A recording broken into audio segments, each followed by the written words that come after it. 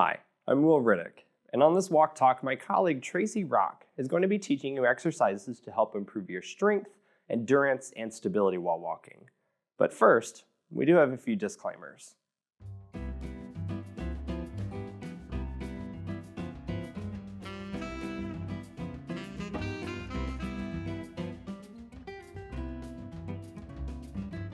Great. Now that we've got those out of the way, these exercises are really quick to perform, taking only about 10 minutes per day.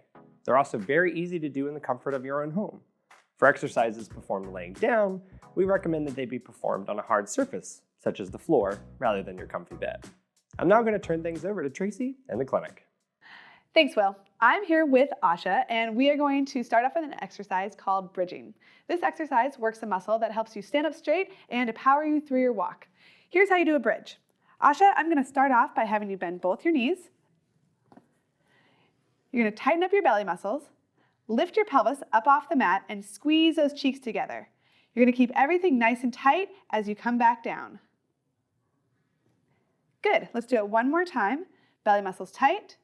You're going to lift your pelvis up off the mat, squeeze those cheeks together, keep everything tight as you come back down. Perfect. So you'll notice when Asha was doing that, she wasn't letting her knees come together or spread apart, and she was keeping her pelvis nice and level, not one side higher than the other. So let's aim to do 10 of those in a row. Our next exercise is the straight leg raise. This exercise works a set of muscles on the front of your leg that help support your knee, especially when going up and down stairs, ramps, and hills. All right, Asha, what I'm going to have you do is bend this knee. By bending that knee, it protects her back. She's going to go ahead, tighten the muscle on the front of your leg, trying to make this leg as straight as possible. She's going to lift this leg, keeping it straight up to the level of her other knee. She's going to hold it for 3 seconds, and then we're going to slowly lower it down. 2 and 3. Good, Asha. Let's do it one more time. Straighten this leg nice and tight on the front. You're going to lift this leg, keeping it nice and straight. Good. She's going to hold it for 3 seconds. Good, and we're going to lower back down, 2 and 3.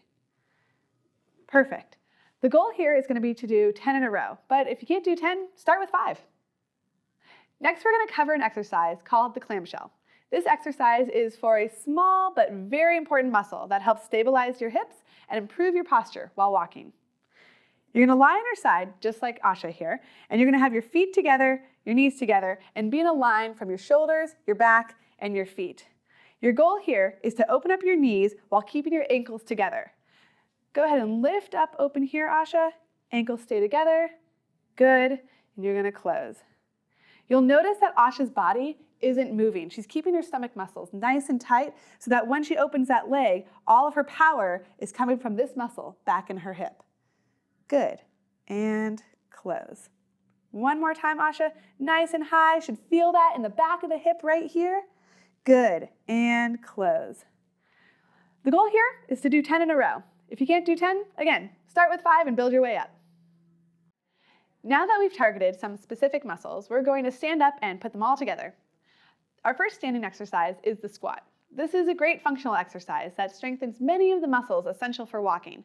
It's also a movement that we perform constantly throughout the day, especially when we're getting out of a chair. All right, Asha, go ahead and face the mat here. And you'll do this at the kitchen sink. You'll put your hands on the mat. You're going to keep your head up and your back nice and flat, and you're going to come down into a squat, about to there. You're going to come right back up. Perfect. Let's do it again, Asha. Come on down. And you'll notice her knees do not go in front of her toes. Her back stays nice and flat, and her head is up. She's going to push through her heels, but keeping her toes engaged with the ground. Awesome. Again, let's make a goal of about 10, but start with 5 and build yourself up. The last exercise we're going to cover is the step up. Now, you can perform this at home at your stairs. Just make sure to hold on to that handrail. All right, Asha, go ahead and bring your right leg up on the step. You're going to go ahead and bring your momentum forward. You're going to step up and bring your left leg up to your chest. Good, and back down. One more time, come straight up and back down. Now I'm watching Asha's knee to make sure that it goes straight over her second toe, not too far in, not too far out. I'm also having her push through her heel here, okay, so that she doesn't let her knee drive all the way forward in front of her toes. Let's see it one more time, Asha. Up and back down. Good. Now, the step up isn't for everyone because it requires some pretty serious strength to perform. But if you're up for the task and it doesn't hurt your knees or hips, start with 5 and build your way up to 10 on each side. Okay, these should get you started and walking with a little bit more pep in your step. That's it for me. Back to you, Will. Thanks, Tracy. As part of this video, we've also created an exercise sheet for you that helps you to remember these exercises. You can find the link to this in the description below. And be on the lookout for our next Walk Talk, as we cover tips and tricks for getting around obstacles in the community, such as curbs, ramps, crowds, and uneven terrain. And be sure to like this video by hitting the thumbs up and comment about what you might like to see in our ongoing Walk Talk series. To find out more about Mission Gait, visit us at missiongait.org. And to see more of our content, go to youtube.com/missiongait and subscribe.